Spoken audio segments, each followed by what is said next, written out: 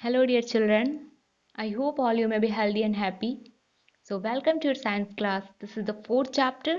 The name of our chapter is Plants Are Green Friends. Children, can you tell me a question that from where do we get oxygen that we use in breathing? Yes, we get oxygen from green plants. And in this way, plants are the most important thing on the earth, because if we would say that there would be no life on the earth without green plants, that no any doubt. Okay, indeed, it's not any life on the earth without green plants. They are very necessary for us. So children, let's start our chapter with plants and about the uses in our daily lives. Children, do you know why the color of leaves is green? In this picture you can see leaves. uh, okay, very good, because leaves contain chlorophyll. Chlorophyll is a green substance, and with due to it the leaves are green in color, and this chlorophyll helps to the plants to prepare their food in the presence of sunlight. So let's learn how do the plants prepare their food. Children, green plants are the only living things on the earth that can prepare their own food. And as they prepare their own food by themselves, so they are called producers. Because first they are plants, those who produce the food, and then that food is eaten by herbivores, carnivores, okay, and omnivores. So plants are called producers or autotrophs. Now, how they prepare their food? So, children, in this picture, you can see plants prepare their food in the presence of sunlight, and they require water and minerals. So, they take this water and minerals from soil. This water and mineral is absorbed by roots. Here you can see the roots of plants. These roots absorb water and minerals from soil, and then they send it to the different parts of plants, okay, to the leaves. Now the leaves absorb carbon dioxide from environment, and in the presence of sunlight and chlorophyll they prepare their food.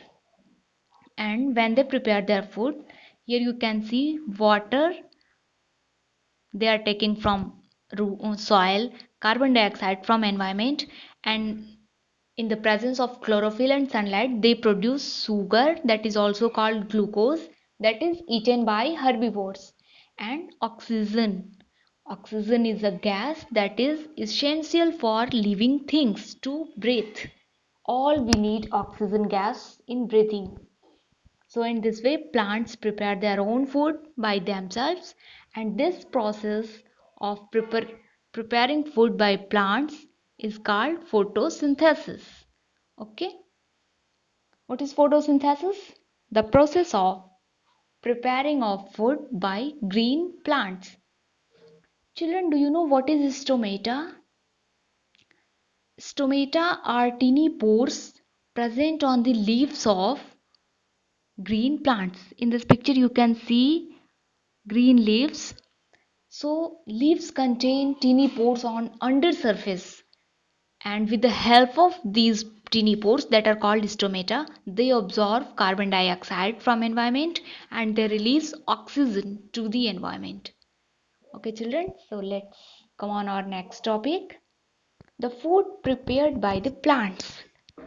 Children, the food prepared by the plants is stored in their body in different forms, in the form of stem, in the form of roots, in the form of fruits, in the form of seeds, in the form of leaves.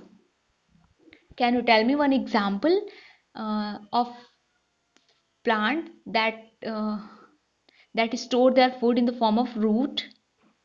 Yes, in this picture you can see that example, the carrot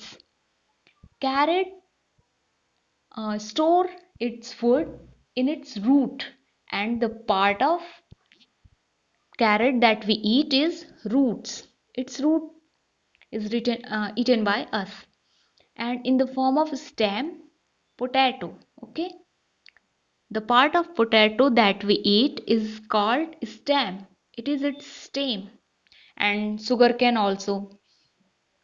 In the form of root, carrot and beetroot, turnip, and in the form of fruits, guava, mango, grapes, apple, and in the form of seed or wheat. Okay, here you can see some roots as vegetables that we eat: beetroot, radish, carrot, turnip, and in the form of leaves. Some plants have leaves as food that we eat. Example, spinach. Spinach means palak, broccoli, cabbage. The part of these plants that we eat is their leaves. Their green leaves are eaten by herbivores. So different plants store their food in different parts, and that part is eaten by us.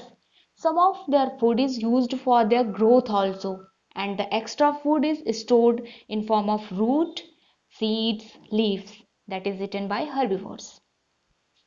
Let's read our next topic: parts of a leaf. Children, you may have seen different size and different shapes of leaves, but all leaves, you can say that maximum leaves are of green color. Okay, and they have some basic parts as blade. What is blade? The whole part of leaf that is broad and flat is called leaf blade. Okay, this flat part is called blade. The main center part, okay, the vein that is present in the center of the leaf is called main vein. Okay, जो बिल्कुल centre में होती है when, उसे हम कहते हैं main vein. And the vein on its blade that prepare a design, here you can see, is called side vein. Many side veins arise from the main vein. They form a design on the leaf. And what is the stacks? The leaf is attached to the stem with the stacks. Okay, the part of the leaf that connects the leaves to the stem is called stacks. And what is stomata? I told you as earlier that there are tiny pores on the under surface of leaves. Okay, like this. And these tiny pores are called stomata. They help leaves to absorb carbon dioxide from environment, and with the help of stomata, leaves release oxygen when they prepare their food. Okay, so these are parts of a leaf. Now there are some unusual plants in our environment also, that means they are unnecessary plants. Example, cactus. In this picture you can see here cactus. Cactus is a plant that is usually found in desert area where there is lack of water, and to reduce uh, to grow in the desert, it leaves are reduced to spines. Desert में survive करने के लिए cactus की leaves कांटे में change हो जाती हैं, and its stem contains chlorophyll, and its stem is also used to prepare its food because it is green in color and it is fleshy. Okay, so the part of cactus that prepare food is its stem. Next is mushroom. Mushroom is a non-green plant because it doesn't contain chlorophyll, so it can't prepare its food, and so it obtain its food from dead and decaying matter from the environment. So mostly it is found on dead and decaying matters. Croton. Croton is also an unusual plant.